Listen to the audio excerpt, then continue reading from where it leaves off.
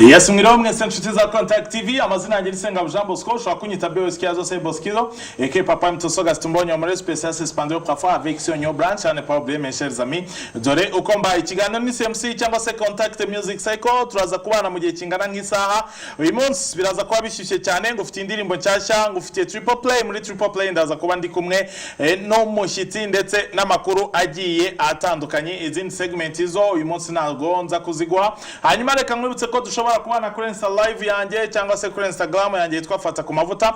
Dushobora no kubana kuri YouTube channel yanjye cyangwa se ikiganiro yitwa Fata ku Mavuta TV, ndetse nanone dushobora kubana kuri Facebook ya Contact, aho unyarukira kuri Facebook ugashaka page yitwa Contact TV Rwanda, aho hose ukanyandikira ubutumwa bugiye butandukanye. Ushobora no gukoresha iyo numero uri kureba, niyo nimero ubona hasi yawe, iyo ni nimero ya WhatsApp ishobora kuzaho ubutumwa bugiye butandukanye aho uri hose, hanyuma tukagenda tubana neza dusangira ibitekerezo. Reka nangera ngo ikaze rero wowe dutangiranye triple play nkuko bibonye nyine ako kantu kamaze kubikwereka. Mwibutsa ko ushobora kudukurikirana kuri Facebook page yacu ni Contact TV Rwanda, ukanyoherereza ibitekerezo cyangwa se inyunganizi zawe. Hanyuma nanone ushobora kunyandikira ubutumwa binyuze kuri yo WhatsApp, kuri yo nomero ya WhatsApp uri kubona, ukanyandikira tukagenda dusangira ubutumwa bijyanye n'ibyo ndimo ndakubwira cyangwa se n'indirimbo ndimo ndakwereka. Hanyuma nanone mwibutsa ko niba ushaka kwambara neza kandi ukaberwa, nukunyarukira ku musore witwa Wilbime, akorera hari Nyamirambo, akorera imbere y'umusigiti wa Natracom cyagera tubona icyapa kinini cyane cyanditseho Wilbime, ubundi rwose akakwambika ukaberwa. Reka rero mikaze, umuhanzi yarangije kwagera muri studio, umuha ikaze ubundi tugende tuganira. Turaza kuganira ku ndirimbo ze eshatu, araza kuduhitiramo indirimbo ze nyinshi afite, arahitamo eshatu, tugende tunaganira byinshi byerekeranye n'umuziki we. Izo ikaze mu kiganiro. Murakoze cyane. Amakuru y'iminsi. Amakuru ni meza. Ndaho ndashima Imana. Bana warumaze iminsi kabisa. Amakuru yawe Mizo. Ndaho ndashima Imana, ameze neza. Meze neza cyane. Cyane kabisa. Urakomeye. Ndaho ndakomeye. Ongera mu mukono twumve. Kabisa. Koko na wagira ngo nari banze. Izo hanyuma nyine ni ugiye kuditiramo indirimbo ze eshatu tugiye kubana nazo. Hanyuma Mizo, mbere yuko nkwakira muri studio cyangwa se mbere yuko tugira ibintu byinshi tuganira, banze unkirireho freestyle numve kukiriye Mizo wakira. Bajama banje namwe homi zanje, abagabanya imbisi nibagabana umufa, gukirana nibivuze guhishanya, sitwari turi kumwe turimo turasangira, mariko naye hani nibwo bari bakihagera, ntacyo mbabaza bo nibwo bakiza man, ndabona muri nge bitangiye kujagura, ubu nshobora kumera nka kabutura mu minkweto zanje. Yes, yambye n'indirimbo Izo yitwa Inkweto zanje, n'indirimbo yakoze agana mu 2013. urumva ko adutangirije inyuma cyane. Izo dusubiye inyuma kubijyanye na kariyeri yawe y'umuziki, dusubire ku rugendo rwawe rwatangiye muri muzika. Muziki wanjye nawo navuga ko wamenyekaniye muri label y'Ibisumizi igihe nandi gukorana na Riderman, so navuga ko niho bamenye mu muziki wanjye, ndakora nkora indirimbo nyinshi zitandukanye kugizana n'ubu ndacyakora. Hanyuma rero icyo gihe wabaga mu Bisumizi wabayemo igihe kingana gute? Natangiranye n'Ibisumizi sinibuka neza, bari mu 2010 gutyo, namazemo nk'imyaka ko mu Bisumizi navuyemo nko mu 2014. Mu Bisumizi wakoreyemo indirimbo zingahe? Ni nyinshi, indirimbo zigeze mu 8 cyangwa 9. Hanyuma rero mu Bisumizi waje kuvamo bigenze bite? Navuga ko byari birangiye, igihe cyanjye nari mfitemo cyari kirangiye, twabasha gukomezanya. Byagenze gute? Kontra mwari mufitanye yararangiye, habayemo gushwana nkuko twabibonye kuri Ricuma avuga ko kuno yashwanye na Diamond, we byagenze gute? Habayemo kutumvikana. Kutumvikana biturutse ku kirere? Biturutse ku, navuga ko wenda nge nakoraga mu Bisumizi ndi umuhanzi, ariko nkaba n'umuhanzi wafashaga Riderman kuri stage. So ibyo twanyuzemo twaciyemo sinabigarukamo cyane, ariko mpamya ko nyuma yuko atwaye Guma so niho hajemo ibibazo.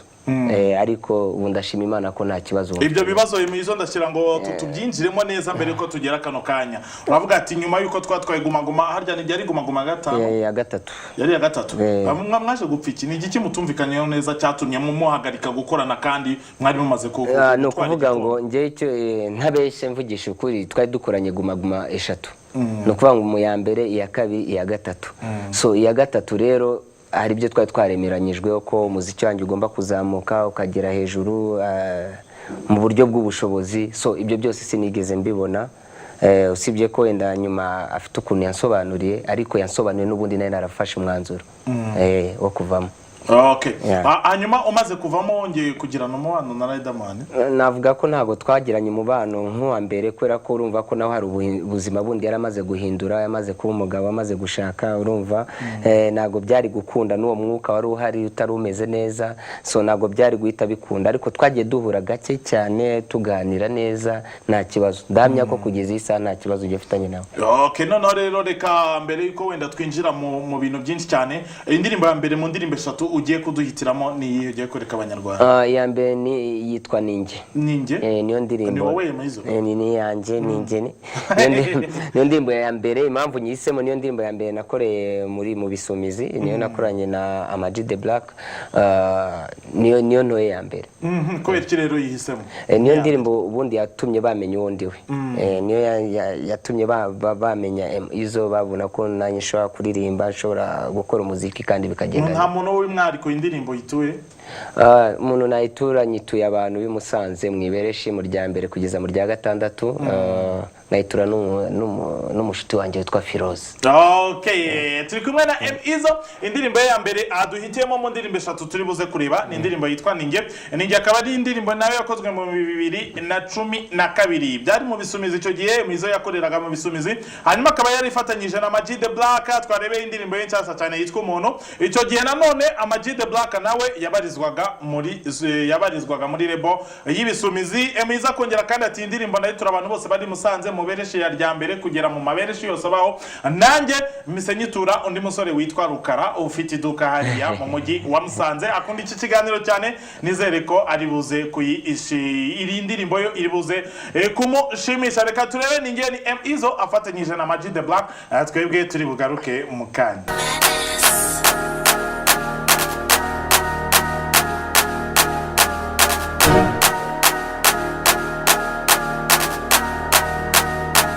Arakoze cyane Izo afatanyije na Ama-G The Black bakubwira ngo Ninjye urasudahusha, Ninjye ugarutse rwose. Hanyuma indirimbo nziza cyane. Merci beaucoup. Iyi ndirimbo ikwibukije iki Izo? Inyibukije ibihe nagize muri lebo aho narindi, aho twari turi kumwe na icyo gihe navuga ko twari dufite ubumwe cyane, twari dufite gahunda yo gukora, byari intangiriro y'umuziki wanjye nabo twari turi kumwe. Nicyo kintu binyibutsa cyane. Icyo gihe wari uri kumwe na bande? Ni bande mwari muri kumwe muri lebo y'ibisumizi? Nandi kumwe na Ama-G, hari Soshomura, Quincha na Pasi. Na Pasi. Ukongeraho na Riderman. Okay, ibisumizi byari bikomeye, harimo Quincha, Riderman, Pasi, Soshomura, Ama-G nawe. Ndio batandatu. None se wowe nawe uravuga ati twaje gutwara Guma ya 3, nje na Riderman nitwaza kumvikana kuri gahunda na zimwe biza kurangira mfashe icyemezo cyo kuva mu bisumizi. Abandi bo baje kuva mu bisumizi gute? Kuko nk'ubu ngubu Quincha ari muri lebo yitwa The Main, Pass arikorana ku giti cye, Ama-G The Black arikorana ku giti cye, Soshomura yaje kujya kwa Miyoboke, nabo baza kurangira bashwanye, kano kanya uyu munsi arikorana. Ubu byaje kurangira gute kugira ngo ave mu bisumizi? Navuga ko uriya mwaka wa nyuma twari turimo wa Guma yatwaye, ntago wabaye umwaka mwiza, kubera ko niwo mwaka wabonye ko hatangiye kuzamo ibibazo iwacu muri lebo, ukabona aba producer ba T-Brown baragenda, tugasigarana aba Festiboy, ibintu sinzi ukuntu buri wese agakora accident. Byari ibibazo, hari harimo ibyishimo bivanze n'ibibazo, urumva. Sinzi ukuntu buri wese yagiye agenda, ariko ndahamya ko shobora kuba ntabwo ari njye wa mbere wagiye, ariko shobora kuba ari Sosho wabanje kugenda ndakeka, ariko nanjye ndi mu bahanzi bagiye nyuma.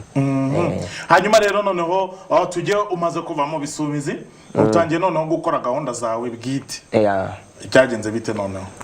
Byarangoye cyambere, byarangoye kuva muri system nakoreragamo, n'ikindi kandi nge nakoraga indirimbo nyinshi kubera ko nabanaga no mu producer bita Festiboy, ari mu bantu bankoreye indirimbo nyinshi. Nahamya ko mu bisumizi mu ndirimbo nakoze zose usibye imwe T-Brown yankoreye inkweto, izindi ni Festiboy wazikoraga amavideo menshi yari igora urumva iyo system nari ndimo yo gukoreramo nicyo kintu cyaje guhinduka aba babandi twakoranaga dusangaho dutanye buri wese agiye ku ruhande rwe hari n'abatinyaga kunkorera kubera ko babonaga ko boss yababona nabi so urumva ibyo system igenda ipfa gake gake nanjye umuziki sankaho ngenda gahoro gahoro so nicyo kibazo cyabayeho noneho nyuma kuva mu bisumizi haje kwaduka amakuru avuga ati Emizo noneho Kigali yamunaniye yahisemo kujya kubimusanze abandi baravuga ati Emizo amaze kuba ipanci cyangwa yarasaza asigaye yirirwa avuga ibintu bidafututse haza n'indi nkuru ivuga ngo Emizo agiye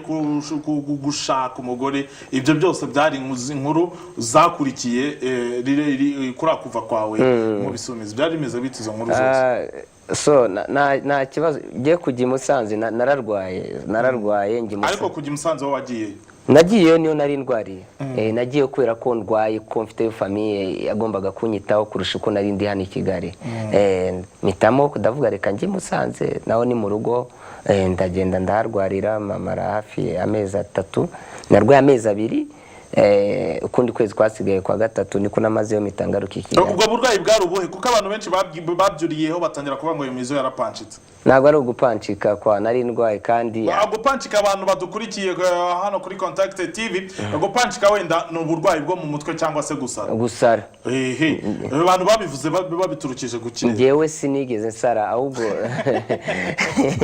nararwaye nyine ariko birashoboka wenda umuntu ashaka kuvuga ko bashaka kuvuga ko nari nasaze wenda bitewe nuko hari changement yari yabaye kuri ngewe so nararwaye kandi ndwara igihe kinini kubw'amahirwe mbona ndakiza so nicyo kibazo cyabaye uko nararwaye abantu bavuga ibintu bitandukanye ariko ngiye ukuri nababwira nuko nari ndwaye ntabwo nari meze neza noneho rero inkuru nayo yaje gukurikiraho ni inkuru yuko waretse umuziki bitewe nuko ushaka gushinga urugo bagiye bandika ibintu byinshi so ngiye nagiye ngira imihindagurikire y'ubuzima bwanjye n'ukuntu nagiye mera kuko ngiye nyire ku muziki so wabireba no mu mavideo urebye nkize nka ziriya za kera ukabona n'izubu harimo changement nageze aho ngenda tuza ni gahunda yo gutuza muri ngewe umuziki nsa nkaho mushize ku ruhande ariko nkazanjya muri studio ngakora ariko sinsohora indirimbo ndatuza mera neza abantu none bakazabiba banyibazaho bakanyibazaho ko banyibazagaho ariko ntabwo ari bibi kuba umuntu yakwifuriza gushaka burya iyo umuntu atangiye kubona mu bwo bushobozi nuko babona ko none ubaye star iba baravuga ngo yarapanchitse none akaba atakiri panchi none ari stable ashobora no gushaka urumva rero hari cyagiye gihinduka muri ngewe okay none se Emizo wowe izo nkuru zose iyo zakugeraga ahantu abaguri wabyakiraga gute muri wo icyambere nararakaraga hari ibyambabazaga nkahita mvuga ko ibi byose biri kumba kwera kwa amateka nagiriye mu bisumizi so amakosa yose nayashize aho nabaga aho nabarizwaga muri lebo icyo gihe ariko nyuma ngenda ndushaho kwiyakira no kwemera ko ibintu byose bibaho ko no muziki tusanzwe tubizi ko byanga byakunda ugomba kuvugwa neza cyangwa nabi ibyo byo bibaho kandi ugomba kubyakira hanyuma wenda reka ibyo byose duse nk'ababishyira ku ruhande noneho Emizo tugaruke nyuma y'ibyo byose izo gahunda zose ese umubano wawe na Riderman wabumeze gute wabahagaze gute kano kanya tuvugana navuga ko ku mutima wanjye uhagaze neza ku mutima wanjye muri ngewe uko meze uko ntekereza nta kibazo mfitanye nawe ariko ntibivuze ko tubonana cyangwa ngo tuvugane ntago mujya muvugana nta nubwo mubonana ntago kuva byaba dushobora guhura kandi ni gake iyo muhuye bigenda bite yewe msaza yewe kapo ibintu nk'ibi Emizo wenda tugana no ku musozo w'icyo kiganiro kugira ngo noneho mu kanya tuze kugaruka ibyo urimo muri iyi minsi ubundi ni igiki Riderman yagukoreye cyakubabaje cyatumye ufata icyemezo cyo kuvuga ati ngewe iyi rebo nyisohotsemo ndagiye yarambeshye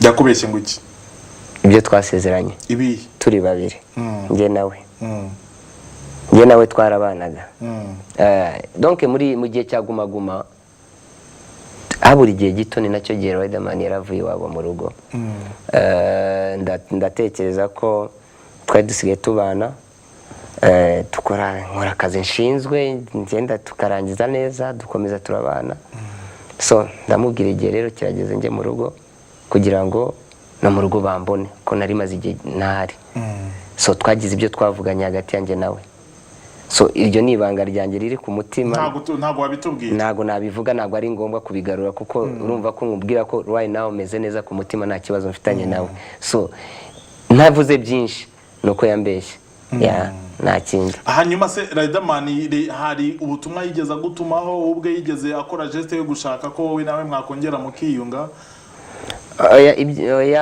Nta kintu yakoze, ntacyo icyo yakoraga cyose byari ukudefanda izina rye kugira ngo ritangirika, nta kindi, ariko ntabwo byari kungaragariza ko ibyo twasezeranyije agomba kubishyira mu bikorwa. Ariko icyo kintu gishobora kuba cyarakubabaje cyane kuko waje no kumukorera indirimbo yitwa Amakuru. Impamvu nayikoze nuko nawe hariyo yari yakoze. Wari yakoze You and Tough. Hari indirimbo yakoze baramamagara, icyo gihe urumva nayo mvuye no nari nkimara gukira, maze gukira meze neza ndagaruka i Kigali, aba producer abizi hari utuntu dushyushye cyane, harya guhamagara apfa ko ari umujama umva umusaza hano ngo kuna yakora. Okay, hanyuma ko bivuga ko Riderman hari n'indi ndirimbo yakoze ari wowe wayikoreye yitwa Intare n'Inkende? Ntacyo kubikora, nge ni umuziki nshobora gutuma agira inspiration zo kuba yakwandika ibintu byiza, wenda bituma yandika ibyo bintu byo kumvuga, so ndabyumva, ariko nanjye mbishatse nabikora kubera ko biroroshye cyane kujya muri studio ushobora kugenda nawe ugakora indirimbo ukamubwira, ariko ibyo ntabwo ari byo hanyuma wowe iyo ndirimbo yawe yitwa Amakuru wari wamukoreye yavugaga gute? Ni ukuri kwagaragazaga ko ngewe ibyo naciyemo byose, ibyo nabayemo byose birazwe, urumva nyine ngo ari amagambo naririmbyemo ndavuga ngo umunsi twakimanitse mwese mwarabyanditse, bidakeye kabiri tuba ducanye kubiri, niko byagenze. So ni ukuri, ni amakuru natangaga n'ubundi agaragaza ukuri. So Riderman ni umuntu nubaha cyane, ni n'umuntu numva nashaka kuzongera kugarukaho mvugaho mu itangazamakuru, nuko gusa akenshi nisanga bamumbajije, ariko impamvu bamumbaza ni amateka nuko twabanye, ariko gusa ntagendeye ku bindi byose byabaye, ubu uko meze neza mu mutwe, ni umuntu nubaha, nemera ko umuntu ashobora kuguhemukira, urumva cyane, nemera ko n'umuntu ashobora kugukora ikintu kiba, ariko ikintu kiruta cyose, kiruta ibyo bintu byose ni ukubabarira, ni ukumva ko wowe mu mutima wawe umeze neza kandi ibyakubayeho byarangiye. So ni nayo mpamvu numva ko wenda bibaye byiza, ni n'ikintu cyamfasha no muri kariyeri. Umuntu wese unyumva ntazongera kumbaza Riderman kuko ntacyo bimarira, ni ugusura muri bya bindi bya kera, nawe kandi ashobora kumva ko ari ibintu bimubangamira, nawe ntabwo aba yifuza ko bigarukaho, ariko hari igihe biba ngombwa ko umuntu abivugaho. So okay, izo noneho rero reka noneho ibyo ngibyo duse nk'ababishyira ku ruhande, ahubwo indirimbo ya mbere Izo yari yaduhitiyemo indirimbo yitwa Ninjye, ni indirimbo afatanyije na Maji The Black, naguye ko indirimbo yakozwe mu 2012 mu kwezi kwa gatanu, nibwo indirimbo ya mbere Izo yaduhitiyemo yasohotse. Hanyuma reka noneho dutega amatwi n'amaso twumve Izo indirimbo ya kabiri agiye kuduhitiramo. Indirimbo ya kabiri misemo ni indirimbo yitwa Ingeso. Kubera icyo isema indirimbo yitwa Ingeso? Kuko niyo ndirimbo nakoranye na Riderman igihe nari ndi mu bisumizi, uko urumva ndi kugenda mu mateka, ninjye niyo nabanjirijeho. Indirimbo yindi niyo mfitanye nawe, kandi ni indirimbo yagize akama, navuga ko mu ndirimbo mu gihe nari ndi hari niyo ndirimbo yabashije kungirira akamaro mu buryo bw'amafaranga. Ingeso nayikuyeho amafaranga nayibonyeho, kandi nibwo bwa mbere nayo mbonye amafaranga wenda menshi, so nicyo kintu nyibukiraho. Hanyuma mu Ngeso mwavugaga gute? Ni Ingeso nyine tuba tuvuga ngo ni ingeso ziraho, ndimo ndapanchika, ndabona ubuzima burimo buransiga, ibintu nk'ibyo. Nyine tuba tuvuga ingeso z'abantu, buryo abantu bashobora guhemukirana, buryo abantu bashobora mwarimo muriririmba mbese mutazi ko muzahemukirana. Hanyuma nyine indirimbo ya kabiri yaduhitiyemo, twari turimo turaganira uburyo yatangiye umuziki we, agatangirira umuziki we, nyuma akaza kwinjira muri lebo yitwa Ibisumizi, ndetse akanakorana na Riderman, ubwo yagendaga afasha Riderman hirya no hino mu bitaramo yagendaga agira hirya no hino mu Rwanda. Hanyuma Izo nawe yabaga amuri inyuma kabisa, barimo baragenda baha abantu umuziki. Nyuma rero baje gutandukana nyine, ariko nubwo batandukanye, indirimbo ya mbere Izo twarebye yitwa Ninjye yafatanyije na Majid the Black yakorewe mu bisumizi ndetse n'ingi ugiye kureba yitwa Ingeso ni indirimbo yakoranye na boss y'ibisumizi ari we Riderman Riders Hall. Reka indirimbo ibashimishe rero ni indirimbo yitwa Ingeso ni M Izzo featuring Riderman. Ubundi mu kanya ngewe noneho turaza kuganira M Izzo kano kanya ni muntu ki ari mu biki ahugiye mu biki ndetse anaduhishiye ibiki mu minsi iri imbere. Iki ngiki ni ikiganiro cyitwa CMC hanyuma nanjye nitwa Fata ku mavuta.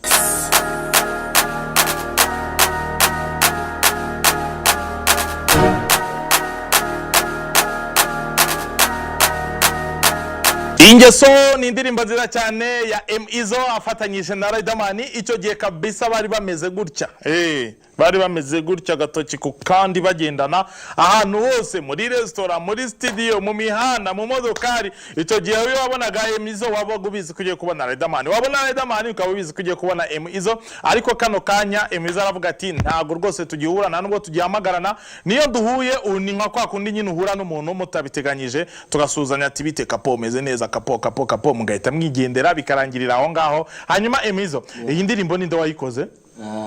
Audio yawe yakozwe na Roy P. Video ikorwa na Rashid. Mbese mujya gutandukana ubundi nta zindi project wari ufitanye na Riderman? Oya, nta zindi mwari recordinze. Arama project ari muri studio ariko nari mfite hari indirimbo imwe nari mfite yagombaga kuririmbamo we na Bulldog, ariko icyo gihe byarangiye ari Bulldog wenyine yiririmbyemo. Izindi ni project ziri aho ngaho zanjye ku giti cyanjye. Okay, M Izzo reka noneho tugaruke ibintu byose amateka twayinjiyemo. Reka tugaruke kuri Izzo w'uyu munsi. Izzo w'uyu munsi ni muntu ki? Izzo w'uyu munsi atandukanye na Izzo wacyagiye. Izzo mbese atandukanye na Izzo babonye muri Ninge, atandukanye na Izzo babonye muri mu Ngeso. Ubu ni M Izzo baba, M Izzo wapa, urumva ni donc ni M Izzo mushyashya. Ku mubiri mu bitekerezo no mu mikorere byarahindutse no gukura, urumva igihe gishize ni cyinshi, so hari byinshi cyane binandukanye na biriya bihe. Ni nk'ibihe? Cyambere uburyo nakoragamo, uburyo nari meze, uburyo nitwaraga, ni byinshi cyane sinzi ukuntu nabisobanura ubu, ariko harimo difference nini cyane. Hanyuma nyuma y'icyo gihe cyose Izzo ko nyuma y'ikira gihe cyose wagiye ugaceceka wari uri mu biki? En fait nagombaga guceceka kwera ko nta hantu nari mfite ngomba gukorera, so naranagerageje biranga. Ndavuga reka ntuze ndebe ikibuga ukuntu kigenda uko bimeze, nshakisha abamfasha sinababona, bamwe bagenda banyizeza ko tugomba gukorana ariko nkabona ntibimeze neza. Urugero ni nk'indirimbo nakoranye n'Umutare Gabi, yagombaga gusohoka vuba cyane iratinda, urumva ngenda ncikamo intege paka ndicara. Kubw'amahirwe rero nageze aho noneho mbona abantu tugomba gukorana, kandi nizera ko byibura uyu mwaka uri burindi urangira byibura babona ko hari ikintu cyahindutse kuri njyewe. Okay. Abo bantu barababonye? Barahari. Ni bahe? Babita Seruka Entertainment. Bakora iki? Bakora ibintu bya design, bya fashion, harimo n'umuziki. So barateganya no gushinga studio kugira ngo izaze ifashe n'abandi bahanzi tuzaba turi kumwe. Okay, kano kanya noneho agaseke watuzaniye nakaye M Izzo? Agaseke nakandi ni video yanjye nshyashya yitwa Kamugi nakoranye na Sean Breeze. Ni indirimbo nitondeye, ni indirimbo mbona ko ishobora kumfasha mu kugaruka, ni indirimbo nakunze, ni indirimbo nakoze nitonze, nahaye umwanya. So ndifuza ko abakunzi banjye, abakunda umuziki nyarwanda bayakira neza, kandi ikaba ikiraro cya comeback kuri njyewe. Muri Kamugi buvuga gute? Shyiraho Kamugi twumve. Nita Kamugi uzi gukina movie ndende apana ngufi, iyo mfite ikofi nigira sansiri nkakusanya abapeti maze tugakora umuti. Ntabwo ari igihe gito njyewe na Sean Breeze twari turi busy mu nzu y'imiziki, bling bling big down nibigaruke. Yes, Izzo indirimbo nshyashya cyane, indirimbo yitwa Kamugi, ingi yafatanyije na Sean Breeze guturuka muri No Stress Music cyangwa se muri No Stress Entertainment. Hanyuma ibashimishe nyuma ya Kamugi noneho turaza kugaruka tugera ku musozo ndetse na M Izzo adusigira ubutumwa bwe. Amaniga yo mu mugi, twamaniga yo mu mugi, twambara guki hasi Versace turamaniga yo mu muji turamaniga yo mu muji yita Kamuji uzi gukina muvi ndenda pana ngufi iyo mfite ikofi nigira sansiri bakusanya abapeti maze tugakora umuti ntabwo ari igihe gitogewe na Cambridge twari turi busy mu nzu y'imiziki bling bling big down nibigaruke pakazorosaho muri quartier zazure hip hop yari yarazimiye oh my god yari yarazimiye bareba muri kofi bagahaburwa n'inoti turamaniga yo mu muji turamaniga yo mu muji twambara Gucci hasi Versace turamaniga yo mu muji yes na maniga yo mu muji ni M-Izzo afatanyije na Cambridge man ndirimbo nziza man merci beaucoup cyane ndirimbo nziza cyane kabisa welcome back bro hanyuma M-Izzo umaze gushyira indirimbo hanze umaze gushyira Kamuji hanze feedback uri kubona nizi feedback ni nyinshi navuga kubanyandikira kubamamagara byahindutse byiyongereye abenshi bari kumujya ngo komerezaho ahubwo duhe ikindi kintu so urumva ko basubiye muri mood kabisa nicyo kintu navuga ngo kiza gihari kandi kigomba no kumfasha kujya nkore cyane hanyuma uraza gufatiraho mu buhe buryo rero mu buryo ndi bufatireho nta mpamvu yo gutinda ndakeka ko mu kwa 10 turaba dufite indi video ni indi featuring n'undi muhanzi so bazamubona nibyo bikorwa uteganya gukora nyuma y'indirimbo nibyo bikorwa nteganya ari ama concert buriya nabyo bizagenda byivangamo bibe byinshi cyane so uko indirimbo izagenda injyana mu cyerekezo ni nako nzagenda mfata ibindi izindi gahunda kugira ngo ndebe ko njyamo neza Izzo wapa hanyuma M-Izzo wenda tugana no ku misozo w'ikiganiro ngewe nawe turimo turagirana hano kuri Contact TV ubutumwa bwawe noneho ku banyarwanda n'oboye ubutumwa mpa abanyarwanda nta kindi no gushigikira umuziki wacu ugatera imbere ukazamuka tukawukunda kurusha uko dukunda n'ibindi n'umuziki w'ahandi ikindi navuga ku bafana banje nababwira ngo ndabashimira cyane uburyo bihanganyemo igihe kinini kugeza isa bakaba bari kumwe nanjye icya gatatu n'uburyo nabwo banyakiriye muri indirimbo uburyo nagarutse kandi bakabona ko ari byiza cyane so reka dukomeze dukore umuziki reka tuzamure ndashimira Contact TV uburyo mugira uruhare runini cyane mu gufasha umuziki nyarwanda no kuteza imbere so nicyo navuga urakoze cyane M-Izzo murakoze cyane kandi ubutaha nabwo uzagaruke urakoze papa arakoze cyane M-Izzo ku ndirimbo ze eshatu atugejejeho twatangiranye n'indirimbo yitwa Ninjye ni indirimbo akoranye na Maji the Black hanyuma ahita tujya muri stories ze ukuntu yatangiranye n'ibisumizi uburyo yakoranye na Damani guma zirenga eshatu zose ndetse no kunshura gatatu bakaza kuyegukana ariko nyuma yo kuyegukana bakaza kugira ibyo batumvikanaho bigatuma bahagarika no gukorana nyuma makuru yaje gukurikiraho uburyo bavuze ngo yararwaye uburyo bavuze ngo yarasaze uburyo bavuze ngo yashatse umugore uburyo bavuze ngo agiye Musanze byose yabidusobanuriye aza no kuduhitiramo none indirimbo ya kabiri kutwereka indirimbo yitwa Ingeso ni indirimbo yakoranye na Gatsinze Meri cyangwa se Riderman nyuma yabyo rero noneho twase twinjira muri M-Izzo wa kano kanya afite rebo bari gukorana ni rebo yitwa Seruka Entertainment hanyuma indirimbo yatuzaniye ni indirimbo yitwa Kamuji yakoranye na Cambridge guturuka muri No Stress Music hanyuma nanone asiza tubwiye ko ari guteganya nanone mu kwa 10 kuduha indi ndirimbo ubwo azabafatanyije n'undi muhanzi yirinze gutangaza reka mashimire mwese rero twabanyemo mu gihe kingana nk'isaha nizere ko nyine mwagiye muryoherwa nizere ko mwenjoyinze cyane hanyuma bararikire kuza gukurikira ibiganiro bya Contact TV biraza gukurikiraho